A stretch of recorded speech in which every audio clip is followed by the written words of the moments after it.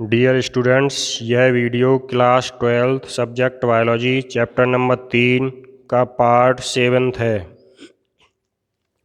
इसमें हम बात करेंगे मानव आनुवंशिकी के संबंध में। मानव आनुवंशिकी क्या है कि जो मनुष्य के आनुवंशिक लक्षण हैं उनका अध्ययन करना ही मानव आनुवंशिकी कहलाता है। फ्रांसिस गाल्टन नामक वैज्ञानिक को मानव आनुवंशिकी का जनक माना जाता है।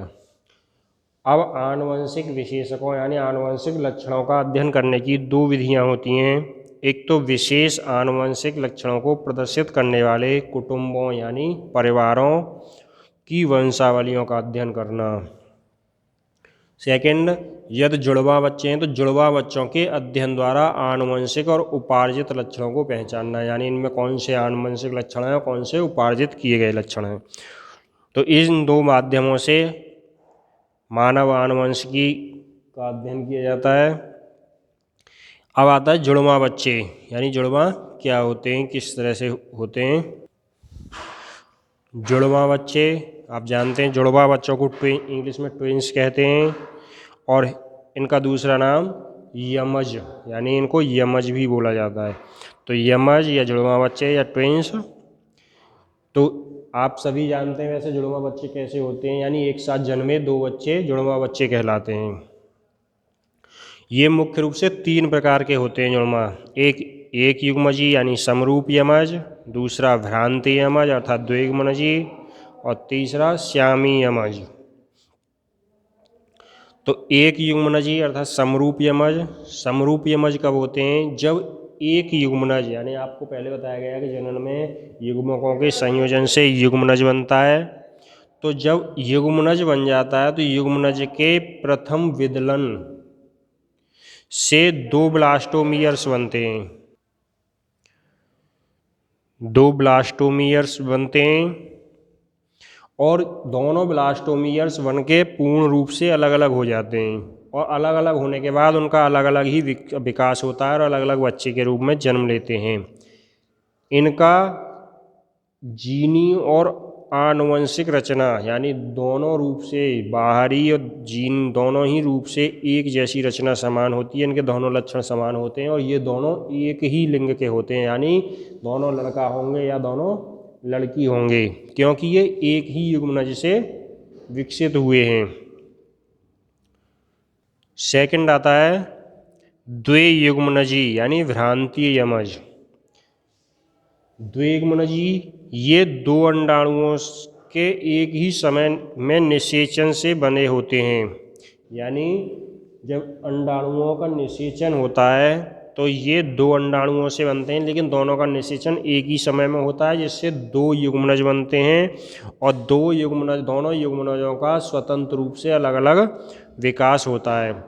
तो इनकी जीनी संरचना भी अलग अलग हो जाती है और ये लिंग के आधार पर किसी भी प्रकार के हो सकते हैं, यानी दोनों एक ही लिंग के हो सकते हैं और दोनों अलग अलग हो सकते हैं, अर्थात दोनों लड़की भी हो सकती हैं, दोनों लड़के भी हो सकते हैं और एक लड़का एक लड़की भी हो सकते हैं। इस तरह से भ्रांति यमज होते हैं।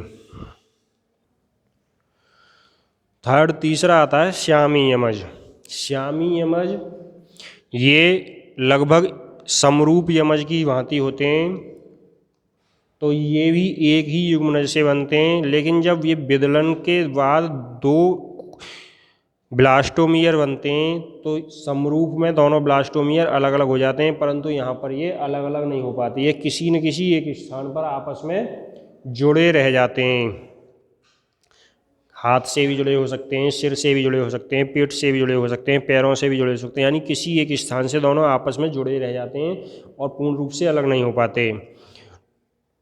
तो और ये जन्म के बाद भी दोनों किसी न किसी स्थान पर जुड़े रहते हैं और ये भी एक ही लिंग के होते हैं। इनकी रचनाएं सभी कुछ समान होती हैं। जैसे आपने देखा होगा कि कभी कभी न्यूज़ में पढ़ने को मिलता है कि दो बच्चे पैदा हुए, वो हाथ से जुड़े हुए हैं या पेट से जुड़े हुए हैं, सिर से जुड़े हुए हैं, फिर उनको ऑपरेशन के द्वारा अलग किया जाता है। कुछ उसमें सफल भी हो जाते हैं, कुछ मृत्यु को प्राप्त हो जाते हैं, यानी मर जाते हैं। अब आता है नेक्स्ट पॉइंट, सहलग्नता यानी लिंकेज। सहलग्नता क्या होती है? आपको अब तक पढ़ाया गया मेंडल के नियम में, जैसे कोई भी लक्षण दो या दो से अधिक जीन्स एक ही गुणसूत्र पर स्थित होते हैं तो वो स्वतंत्र अवयवन का यानी अब पृथक पृथक आनुवंशिकता प्रदर्शित करते हैं।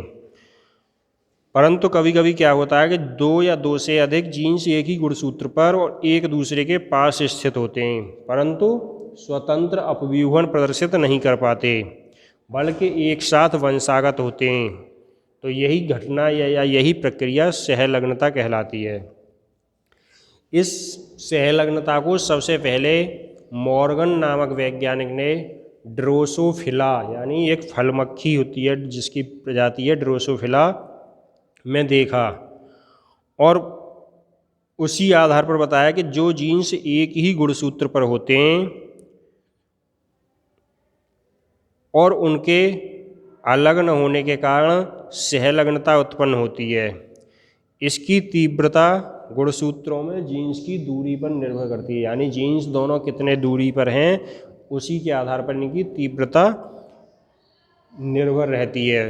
तो इस तरह से ये लिंकेज अर्थात सहलग्नता होती है।